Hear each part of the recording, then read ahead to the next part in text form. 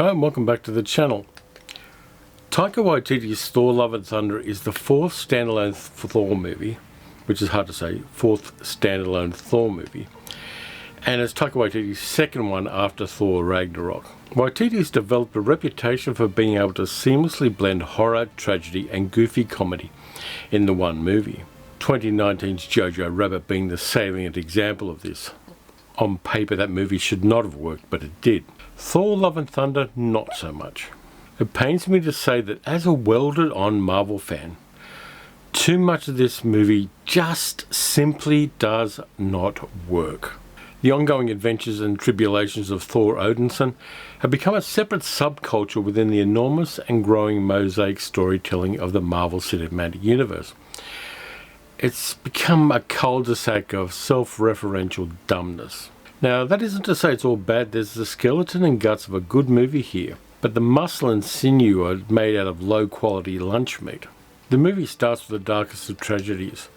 On a parched alien planet, a man of faith trudges across a pale desert with his young daughter, praying to his god and trying to find water and shelter for them. This man or alien is Gore, played by Christian Bale, and he nails the role entirely in these scenes. After his daughter succumbs, he hears laughter and is drawn to a verdant oasis, where his deity is celebrating the death of the owner of the Necro Sword, a powerful and intelligent weapon, which has one purpose: killing gods. When the deity sees Gore, he mocks him and derides him, and he mocks and derides all mortals. The Necro Sword then chooses Gore as its next wielder, and he becomes Gore the God Butcher, travelling across the universe, slaying gods. Now, I'm an atheist. I've got no problem with the general concept of getting rid of gods. Here's where it gets janky. The movie actually proves Gore's point.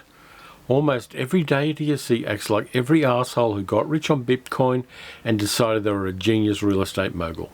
And Thor, for the most of the film, is no better than any of the others.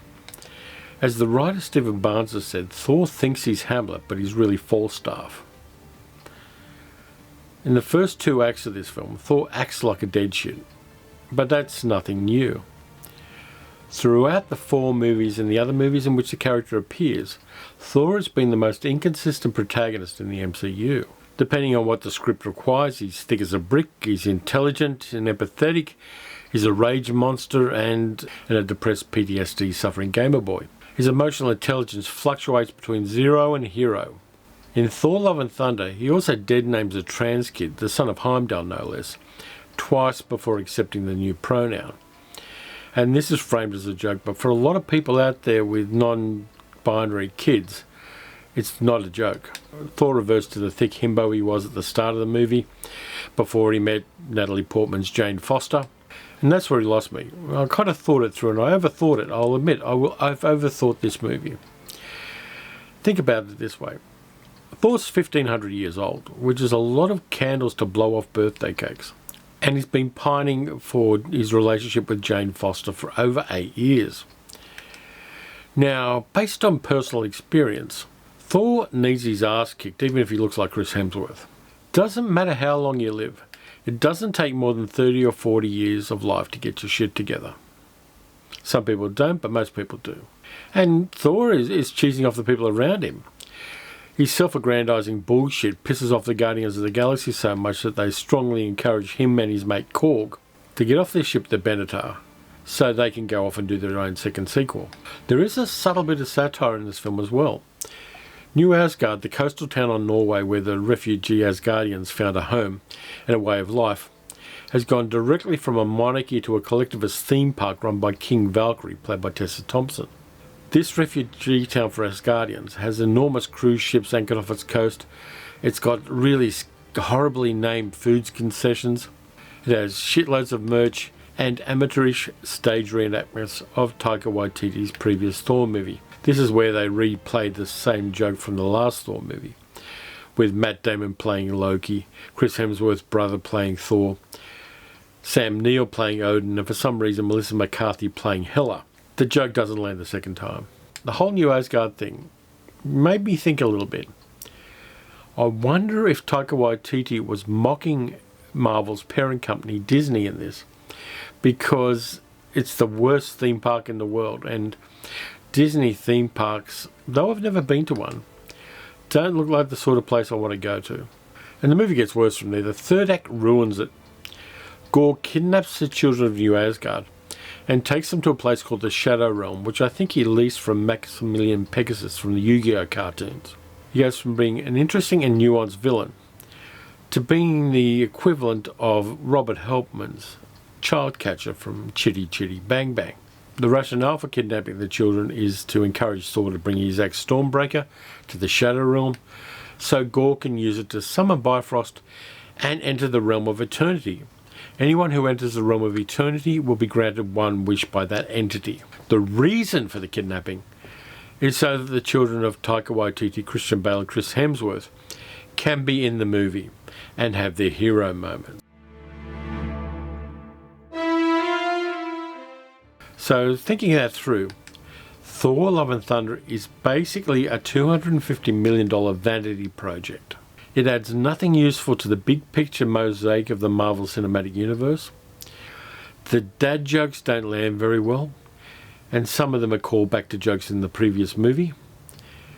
The legitimately interesting arc of Jane Foster's story is weighed down by the goofiness of the rest of it. Good actors are wasted here.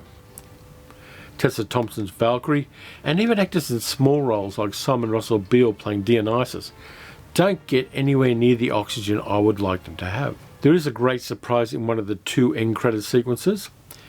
An actor is going to have a bigger MCU role in future, turns up, playing an interesting character, and totally nails it.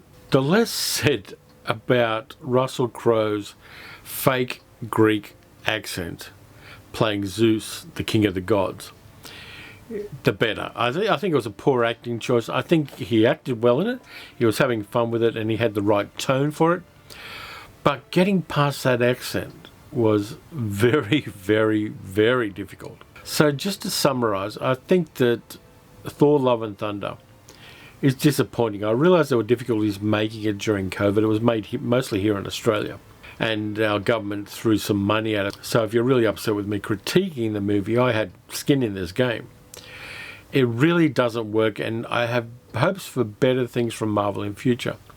I did watch Ms. Marvel, the streaming series, and that is infinitely better than Thor Love and Thunder. It just gets so many things right, makes so many interesting points, and gives us bits of human history that a lot of us weren't particularly familiar with. So that's it for this time around. Thank you very much for watching. If you enjoyed the video, please like, subscribe, and leave a comment letting me know what you thought of the film.